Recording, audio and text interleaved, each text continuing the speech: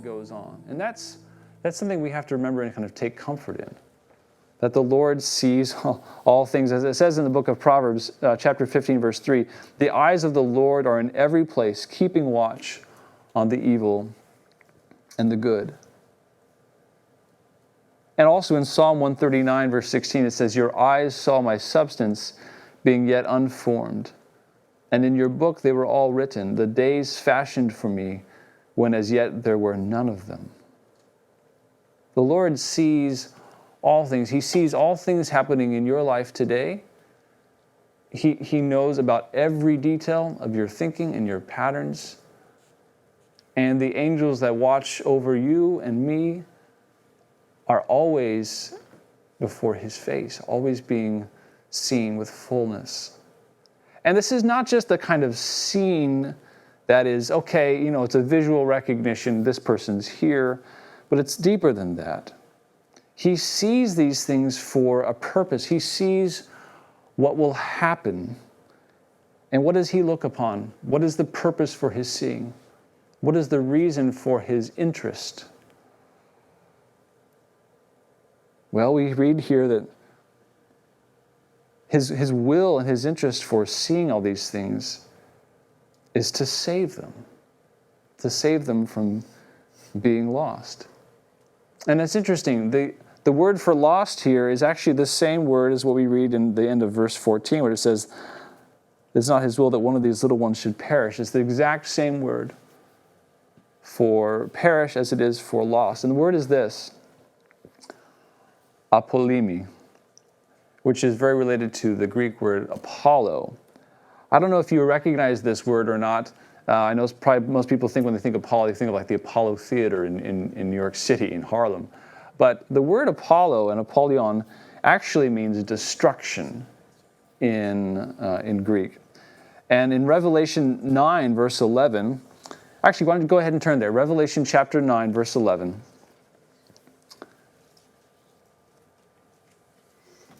Describing this era of the end times, it says there that they had as king over them the angel of the bottomless pit. So this is a fallen angel, of course, whose name in Hebrew is Abaddon, but in Greek he has the name Apollyon. And the reason there is because that word means destroyer, deceiver.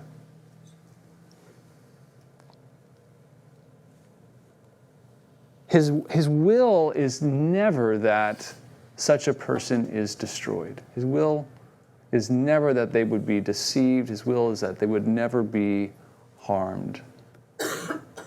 And to make it abundantly clear, he states it in the opposite way in verse 14. His will is not that, so it is not the will of your Father who is in heaven that one of these little ones should perish.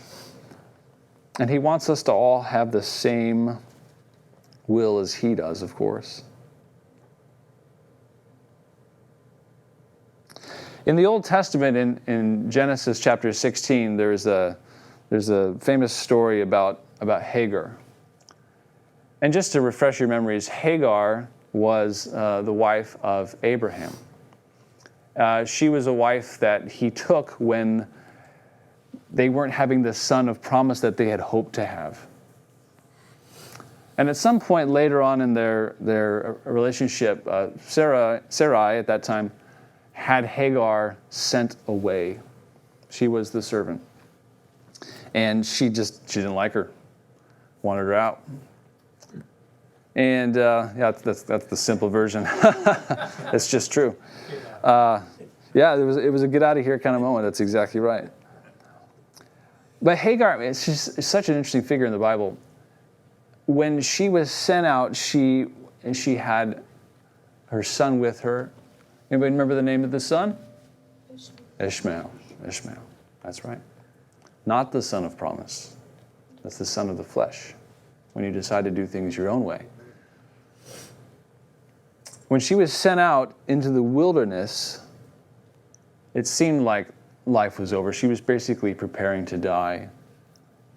And there is where the Lord spoke to her about her life. And He came and He ministered to her.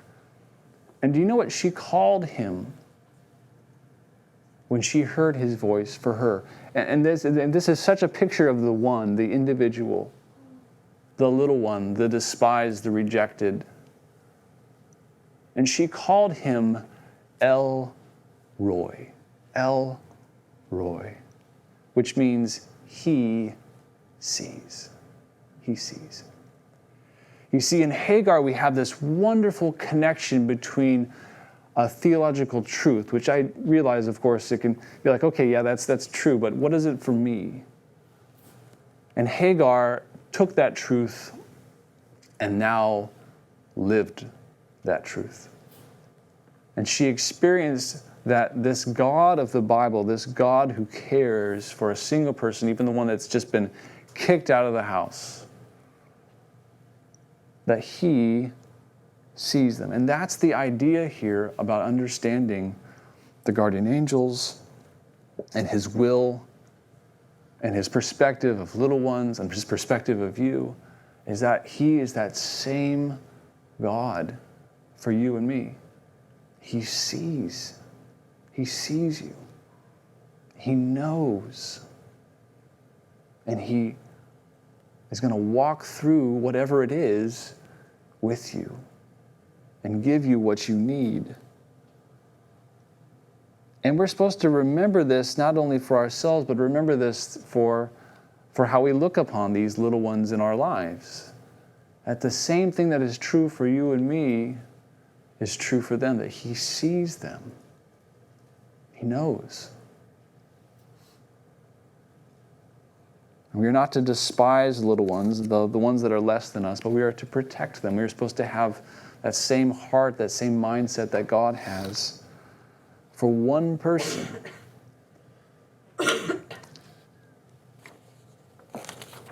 You know, very often when I'm driving around, maybe stopping at a traffic light, I'll look at people in their cars. You ever do this? Like you're stopped, whatever's going on in your day, you just look at people in their cars. And sometimes I'm just oblivious. I'm just looking. But quite often I'm looking and I'm kind of thinking like, what's going on in them? You know? I've seen people laughing hysterically on cell phones. I've seen people crying. I've seen people bored out of their minds, or at least what looks to be like they're bored out of their minds. I've seen a car full of people, no one's talking. I've seen cars where they're all talking.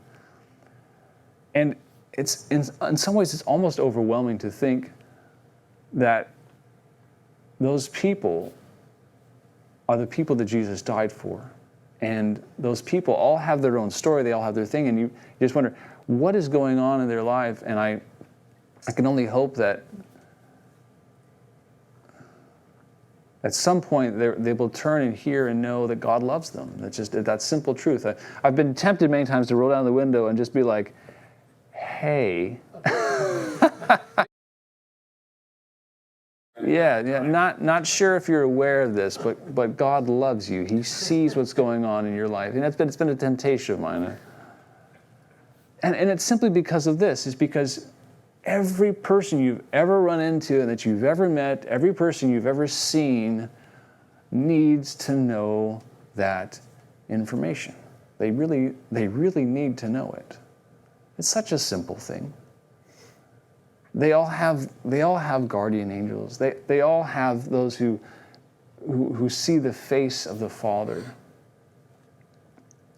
And sometimes we so easily forget this in living our day-to-day lives. That simple truth is the most important truth that needs to govern us. You know, think of the peace and the assurance that comes with just knowing that he sees, that El Roy for you. It is an unfathomable peace. It is an incredible point of knowledge.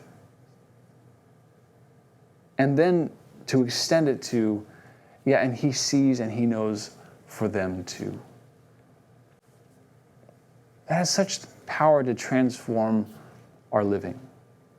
that has such power to transform how and why we do the things we do.